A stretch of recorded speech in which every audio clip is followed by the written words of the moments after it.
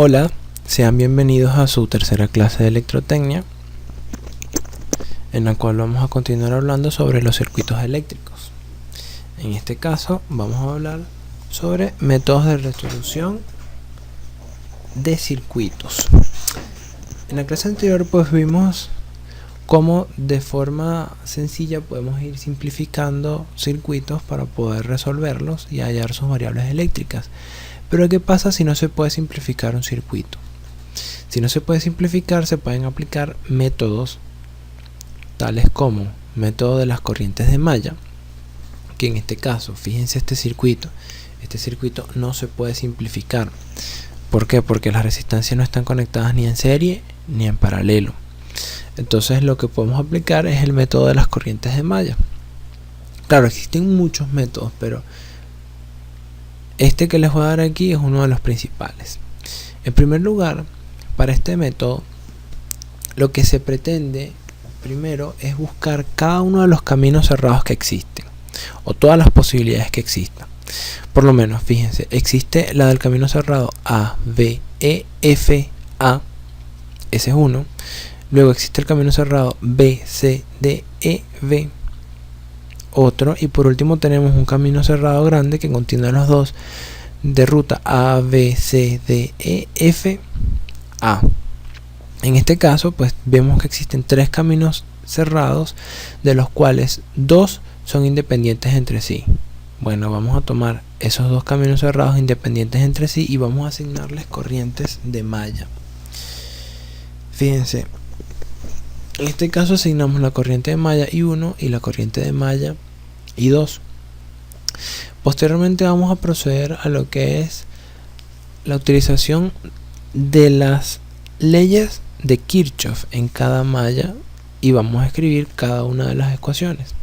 En este caso, como tenemos dos ecuaciones, vamos a tener que escribir dos incógnitas. Como tenemos dos incógnitas, vamos a tener que escribir dos ecuaciones. ¿Para qué? Para determinar I1 e I2. Y bueno, luego vamos a resolverlas en ecuaciones que tengamos. En este caso, dos ecuaciones. Bueno, ese es uno de los métodos que es uno de los más usados. Ahora vamos a pasar al método de Thevenin, al teorema de Thevenin. El teorema de Thevenin pues es un método que surge porque algunas veces no nos interesa conocer todas las corrientes y tensiones en los elementos, sino que solamente nos interesa pues conocer el efecto que tiene una red sobre una determinada carga o sobre una determinada impedancia conectada en sus terminales. Entonces, el teorema de Thevenin lo que establece es que un circuito lineal de dos terminales que consta pudiese reemplazarse por una fuente de tensión conectada en serie con una resistencia, por supuesto conectada a los terminales de la carga que queremos estudiar. ¿Qué pasa? ¿Cómo se aplica el teorema de Thevenin? Vamos a verlo mejor con un ejemplo, donde este es el ejercicio que vamos a realizar. Aquí podemos apreciar que existen dos fuentes de tensión, V sub A y V sub C, cuyos valores se encuentran aquí plasmados, y una fuente de corriente I sub V, cuyo valor se encuentra acá. El valor de la corriente de I sub V cabe destacar en amperios. Los valores de las impedancias están aquí demarcados y escritos respectivamente. Donde fíjense, lo primero a hacer en un teorema o a hacer cuando se aplica el teorema de Thevenin es identificar los puntos de estudio. En este caso los puntos de estudio son los puntos A y B. En estos puntos o a partir de estos puntos vamos a buscar lo que es el equivalente de Thevenin en estos puntos. Luego vamos a cortar este cable o vamos a quitar este elemento que está acá. Vamos a quitar la resistencia y vamos a dejar el circuito abierto, tal y como lo vemos aquí.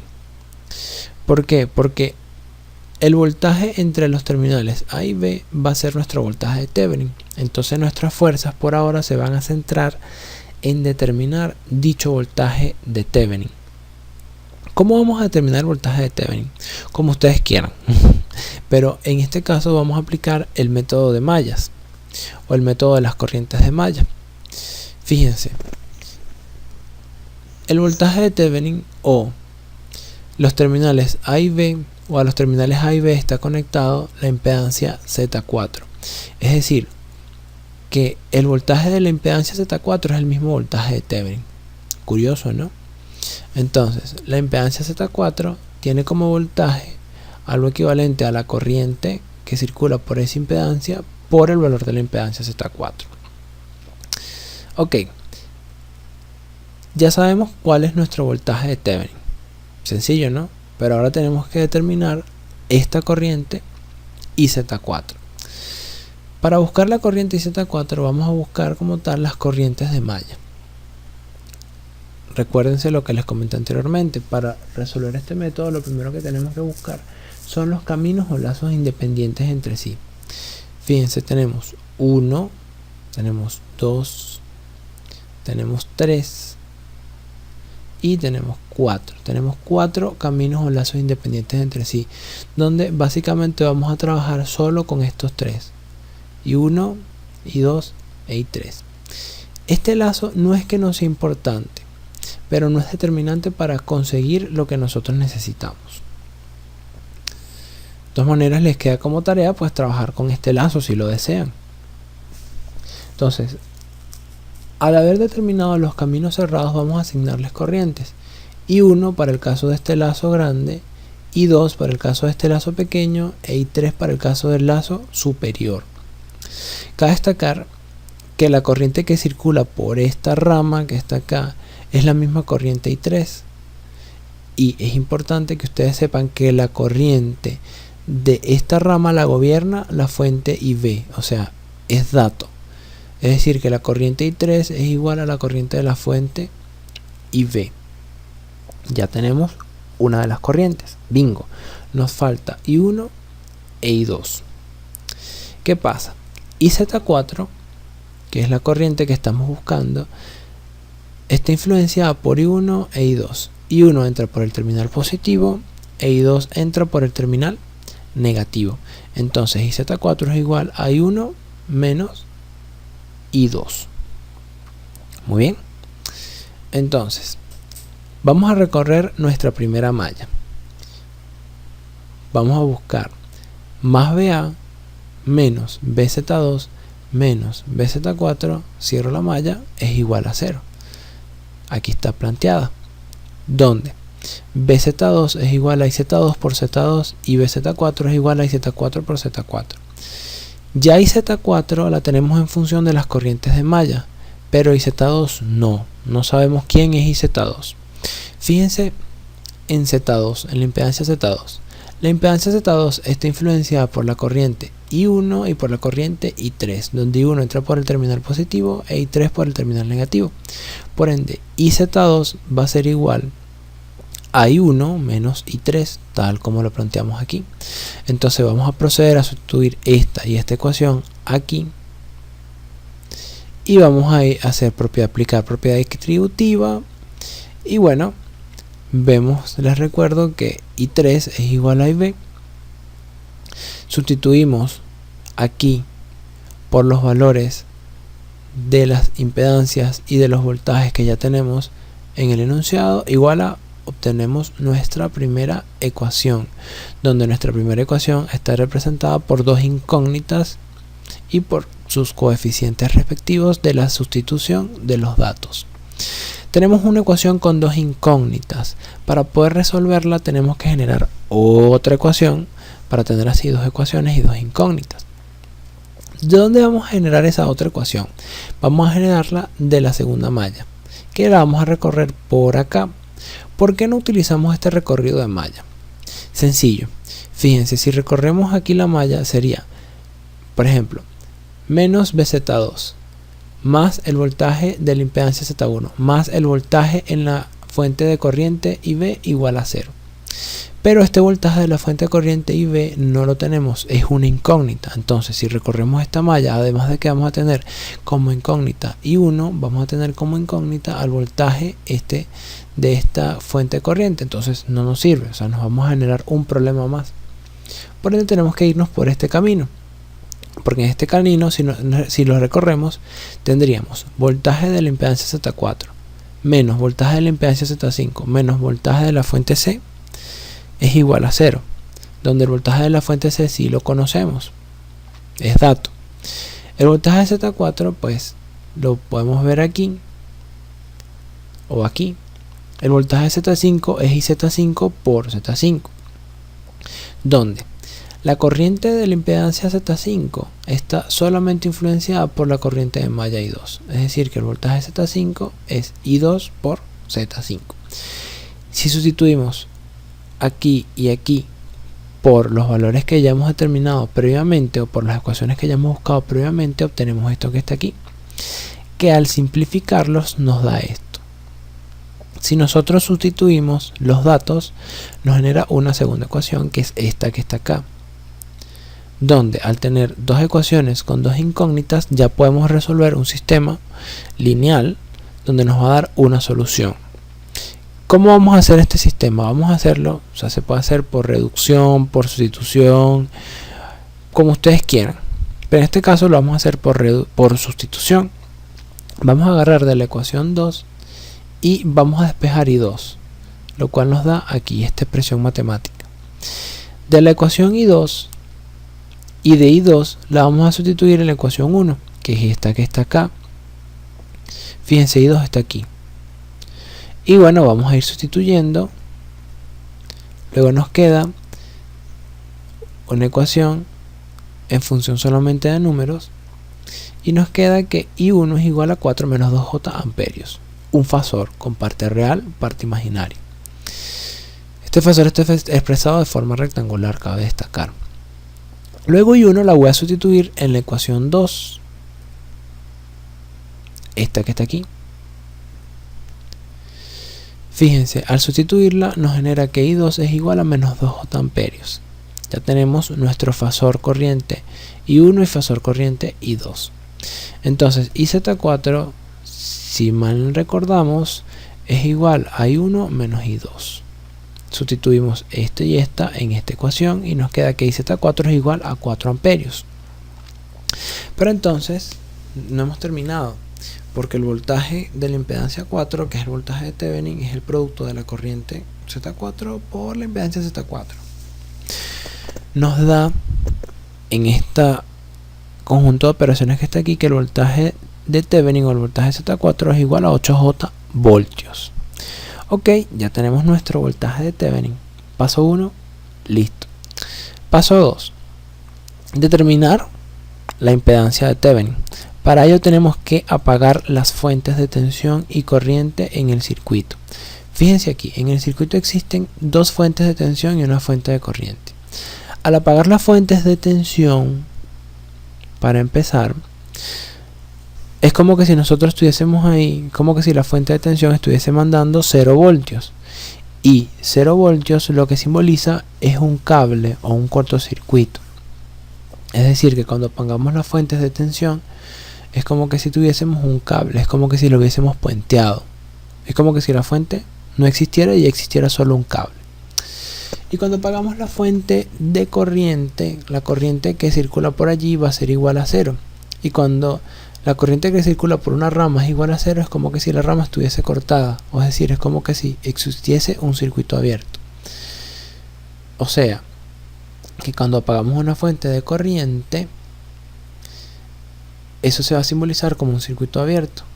En conclusión, donde existía o donde estaba BA y BC, que eran fuentes de tensión, le vamos a colocar un cortocircuito. Y donde existía IB, que era una fuente de corriente, la vamos a colocar como un circuito abierto. Ahora vamos a buscar la impedancia vista desde los terminales A y B. Vamos a ver. Vamos a centrarnos aquí en este punto. Aquí hay un circuito abierto o una impedancia infinita. Cuando una impedancia infinita está conectada en serie con cualquier impedancia, resulta ganando el infinito, porque infinito más algo es infinito. Entonces, esto de aquí se va a simbolizar como un cable abierto y se elimina, ¿sí? Se elimina, o sea, ya no tiene influencia desde estos dos puntos. En el caso de aquí, fíjense aquí, de Z3 está en paralelo con un cortocircuito. Cuando cualquier cosa está en paralelo con un cortocircuito, predomina el cortocircuito y ese algo se desprecia. De todas maneras, pueden demostrarlo como la suma como la determinación de dos impedancias en paralelo, a ver qué les da. Una impedancia en corto, o sea, impedancia igual a 0, y otra impedancia de valor Z3. Entonces esto se desprecia y el circuito nos queda de esta forma, donde no sé si ven que Z2 está conectado, uno de los terminales al terminal B y el otro terminal al terminal A, al igual que Z4, que sus terminales están conectados a A y a B, y Z5 también. Entonces nos queda esto que está aquí. No sé si recuerdan la impedancia en paralelo equivalente. Bueno, vamos a aplicar ese mismo principio acá, donde entonces nos resulta que la Z de Thevenin es igual a 2 más 2J. Entonces ya tenemos B de Thevenin, Z de Thevenin, podemos aplicar un circuito similar al que está acá, donde lo que iría entre los terminales A y B sería nuestra carga o resistencia en este caso. Disculpen. La importancia del teorema de Thevenin es que nos permite determinar la influencia de la red sobre una carga, sin tener que buscar todas las corrientes que están dentro de la red como tal. Fíjense, ¿para qué más que todo se utiliza? Imagínense que yo les coloque aquí, entre este punto, una resistencia. Bien, si yo les coloco una resistencia y ustedes se ponen a resolver su circuito por mallas y todo eso, con el valor de la resistencia aquí fino, pues le va a dar que circula una determinada corriente por aquí y aquí hay una determinada tensión entre estos dos puntos A y B.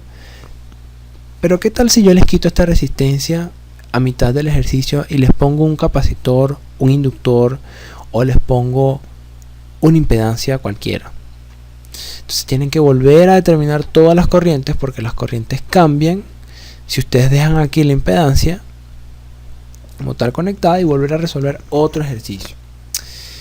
Si ustedes tienen, o si ustedes se plantean el equivalente de Thevenin con un B de Thevenin, con su Z de Thevenin, no va a importar lo que ustedes tengan conectados aquí, porque al ustedes determinar B de Thevenin y Z de Thevenin, pues están determinando como tal lo que es la red desde estos puntos hacia afuera, no importa lo que tenga aquí conectado, ¿sí?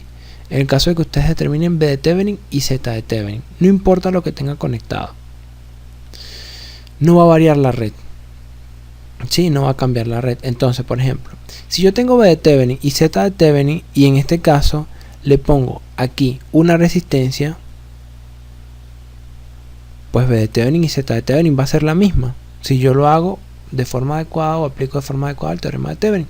Entonces resolvería sencillamente este circuitico, donde aquí coloco la resistencia. Ahora, si yo aquí en vez de la resistencia le coloco un capacitor y tengo mi mismo equivalente de Thevenin, resulta que lo único que cambió de la red fue lo que estaba conectado entre estos dos terminales. Lo demás no cambió, es decir, nuestro equivalente de Thevenin no cambió. Entonces seguimos teniendo el mismo circuito de Thevenin, pero a diferencia que aquí en la carga va a haber un capacitor o un inductor.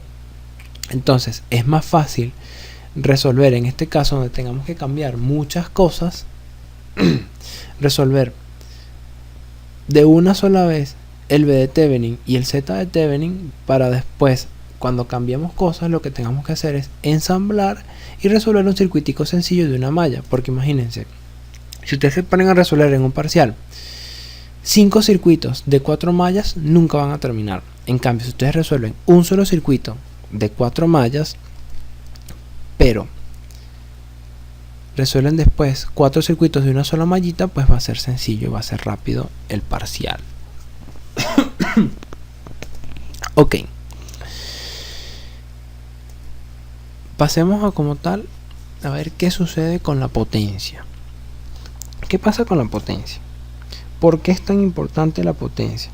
Resulta que la potencia es uno de los parámetros más importantes de un circuito, puesto que indica la cantidad de energía que se consume por instante. Y resulta que la potencia se ve reflejada en los elementos activos como aquellos elementos que suministran la energía que se va a consumir en un circuito, que suministran la potencia, pues. Y en los elementos pasivos se ven como aquellos elementos que realizan el trabajo o que consumen la energía en un periodo de tiempo, un determinado instante de tiempo, o consumen la potencia en un periodo de tiempo.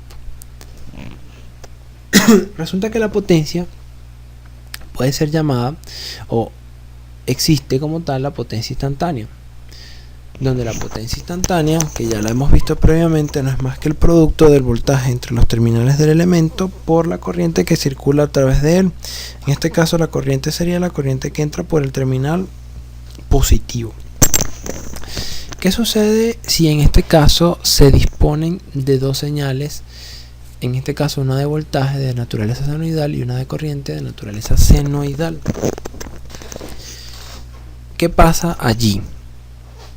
Fíjense, si las dos señales de voltaje y corriente son senoidales, donde esto que está aquí son los valores pico de las señales y esto que está aquí son el ángulo de fase de la tensión y el ángulo de fase de la corriente,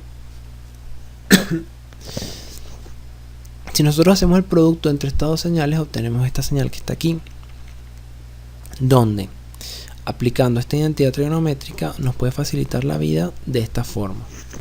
Entonces eso nos va a facilitar mucho la vida, porque ese producto, porque nos va a permitir obtener esta expresión, donde la potencia instantánea podemos observar que tiene dos partes. Tiene una parte que no varía en el tiempo, que depende netamente de la diferencia entre los ángulos de la tensión y la corriente, y una parte temporal.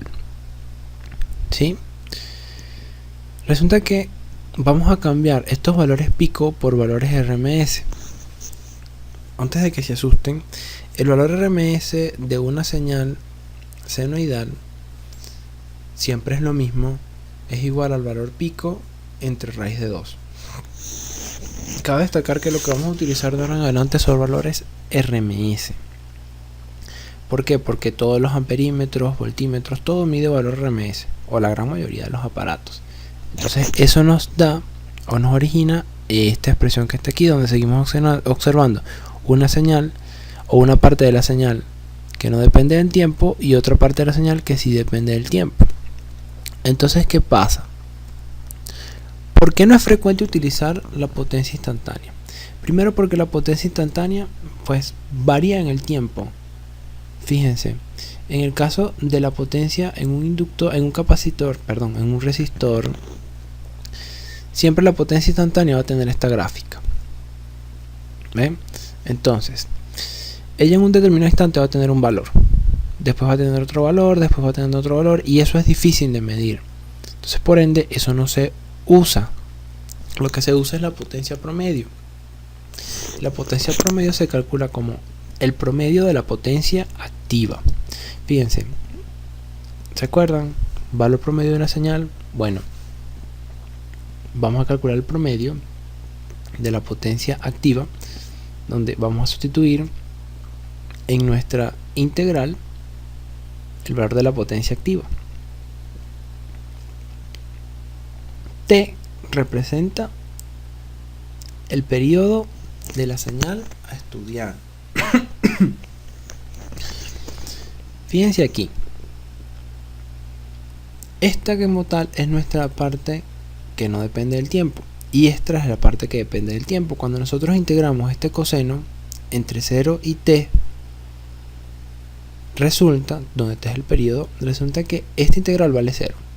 Los invito a que realicen la integral de una señal senoidal o cosenoidal en un periodo. De todas maneras, eso lo vimos en la clase pasada. Esto da 0. Entonces nos quedaría solamente esta integral de un valor constante donde cuando ustedes integran esto les da esto que está acá. Esto que está acá, donde la potencia promedio entonces va a depender del producto del voltaje RMS por la corriente RMS por el coseno del ángulo entre el voltaje y la corriente. Esa potencia promedio es la que nosotros vamos a ver como potencia activa. Se mide en vatios. Perdón, se mide en vatios. ¿Qué pasa con la potencia promedio en los distintos elementos circuitales o en los elementos pasivos que hemos visto ya? En el caso de cargas resistivas, el ángulo de desfasaje entre el voltaje y la corriente es de 0 grados. Por ende, al sustituir en la expresión antes calculada, vamos a obtener que P es igual al cuadrado por R, al valor RMS de la corriente, ¿sí? Esto significa que en una carga resistiva siempre va a estar absorbiendo potencia, siempre. En el caso de las cargas inductivas, el ángulo de desfasaje entre el voltaje y la corriente es de 90 grados. Por ende, la potencia activa absorbida va a ser 0. Lo propio sucede para las cargas capacitivas. Si tenemos cargas conformadas por una red pasiva cualquiera, donde tiene una parte real llamada resistencia y una parte imaginaria llamada reactancia, en este caso la potencia promedio o la potencia activa va a depender del producto del voltaje RMS por la corriente RMS por el coseno del ángulo de carga. ¿Quién va a ser ese coseno del ángulo de carga? Resulta que Z como fasor, como número complejo, perdón, Z puede ser representado en el plano complejo, que va a tener una parte real y una parte imaginaria. El coseno de θ Z es el coseno de este ángulo de carga, es decir, el coseno de θ es igual a R o la resistencia entre el módulo de esta impedancia que está acá, donde el módulo de esta impedancia que está acá yo la puedo calcular como la raíz cuadrada de R al cuadrado más X al cuadrado.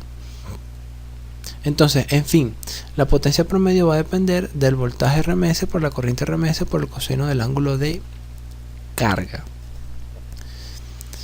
En conclusión, para esta parte tenemos que las cargas inductivas y las cargas capacitivas absorben en promedio una potencia activa nula, y las cargas resistivas siempre van a estar absorbiendo potencia, siempre. Pero tiene que existir alguna medida o algún número que nos permita identificar o cuantificar la cantidad de energía que se intercambian en cargas inductivas y capacitivas o que se almacenan. Ya vamos a ver cuál es ese número. Pasemos ahora a lo que se conoce como factor de potencia. El factor de potencia matemáticamente es el coseno de la diferencia entre la tensión o el voltaje y la corriente. A mí me gusta ver el factor de potencia como un valor de eficiencia, ¿sí? Como un signo de eficiencia. ¿Por qué? Porque se pudiese asociar incluso como la relación entre la potencia real disipada en la carga y la potencia aparente en la carga. Entonces, de esa forma yo lo asocio más que todo como una medida de eficiencia. El factor de potencia es adimensional, cabe destacar. Y fíjense aquí, en esta parte que está acá. El factor de potencia, según esto, es el coseno del ángulo de la resta entre los ángulos del voltaje y de la corriente. Esta resta puede ser positiva o negativa, es decir, que esta diferencia puede ser positiva o negativa. Si la corriente adelanta al voltaje, esto es negativo, por ende el factor de potencia es capacitivo. Tenemos un factor de potencia en adelanto. Ahora, si el voltaje adelanta a la corriente o la corriente atrasa al voltaje, Esto es positivo, por ende tenemos un factor de potencia en atraso o un factor de potencia inductivo. Repito, si la corriente adelanta al voltaje, tenemos un factor de potencia capacitivo. Recuérdense los diagramas fasoriales, no se les olvide eso. Y si la corriente atrasa el voltaje, típico de cargas inductivas, tenemos un factor de potencia inductivo. Factor de potencia atrasado en el caso de factores de potencia inductivo y factores de potencia en adelanto en el caso de factor de potencia capacitivo. Cualquier duda con esto, por favor, consúltenme, estoy a la disposición. Bueno, continuamos y continúo preguntándoles y generando la duda de por qué es importante el factor de potencia.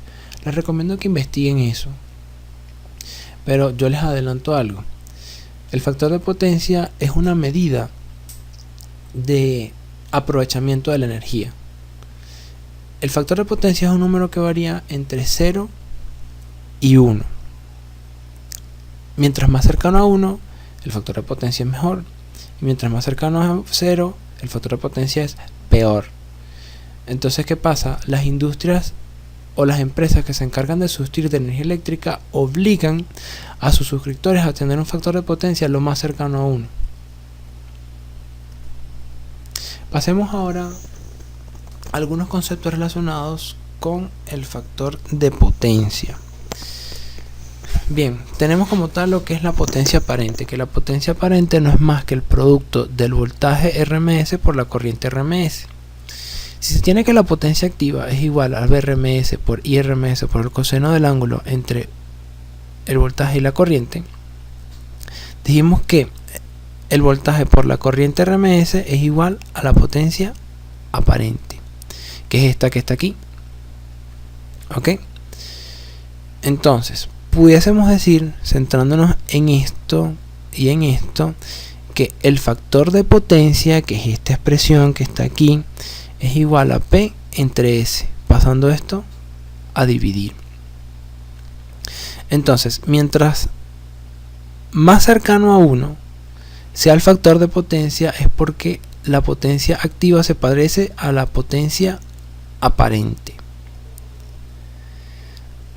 Eso es en cuanto a la potencia aparente. Ahora pasemos a la potencia compleja. La potencia compleja no es más que el producto de los fasores de voltaje por la corriente conjugada.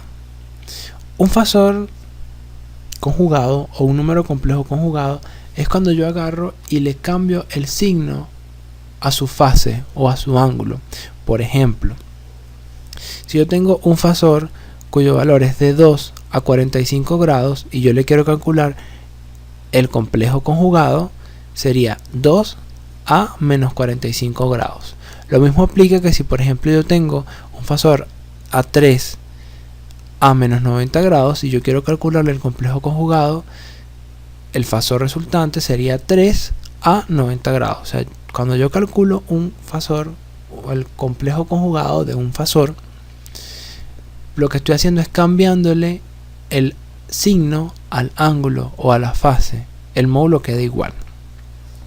Entonces fíjense aquí, al ser un fasor, esto va a tener parte real y parte imaginaria.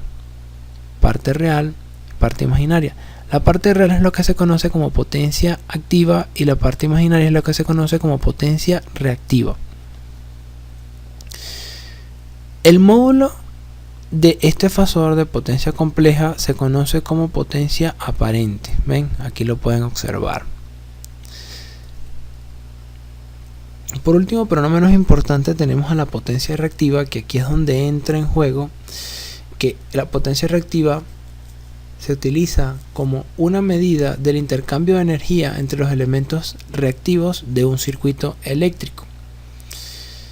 Entonces,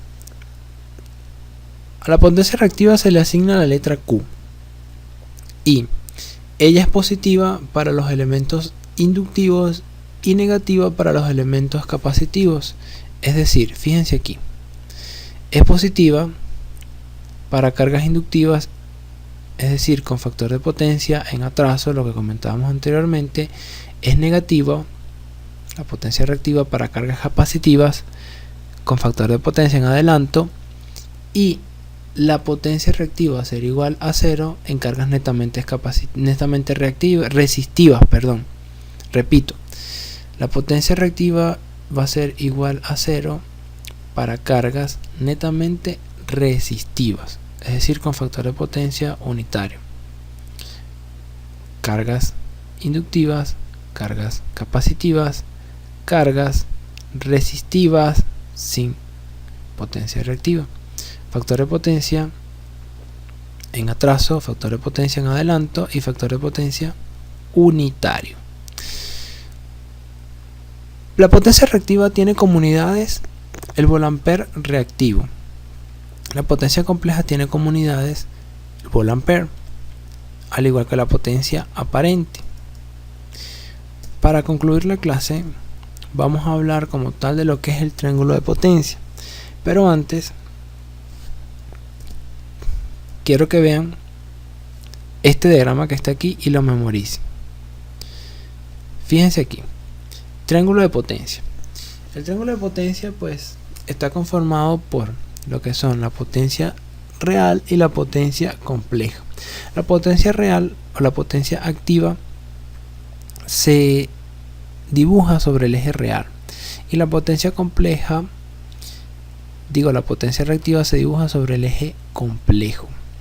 Fíjense, la suma de estos dos, potencia activa, potencia reactiva, me da el fasor potencia compleja, ¿ok? Donde el ángulo entre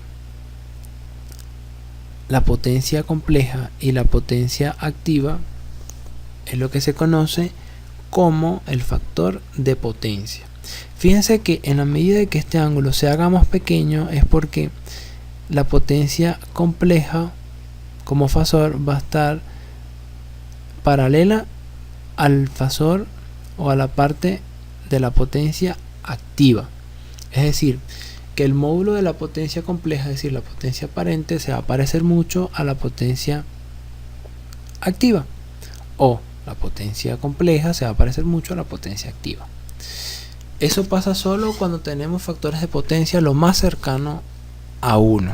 Ahora, si el factor de potencia es lo más cercano a 0, es porque este ángulo tiende a ser de 90 grados. Es decir, que la potencia compleja se va a parecer mucho a la potencia reactiva y va a tener poco de potencia activa. Si nosotros analizamos este gráfico, un gráfico de un vaso de malta, podemos ver que todo el vaso como tal, el recipiente, es la potencia aparente, lo que aparentemente tenemos, pero el recipiente puede estar lleno de líquido y de espuma. En el caso del líquido, el líquido es la potencia real, que la potencia real es la potencia que realmente estamos utilizando, la energía utilizada. Eso se mide en vatios o en kilovatios. Por otro lado tenemos la espuma. La espuma es la potencia reactiva, es una energía desaprovechada pero que se necesita para poder funcionar los motores, poder energizarlos y todos los elementos reactivos. Entonces la suma de la potencia real más la potencia reactiva nos va a dar la potencia compleja. Fíjense, lo que se busca cuando uno toma malta es que el vaso tenga poca espuma y mucho líquido, es decir, mucha potencia real y poca potencia reactiva.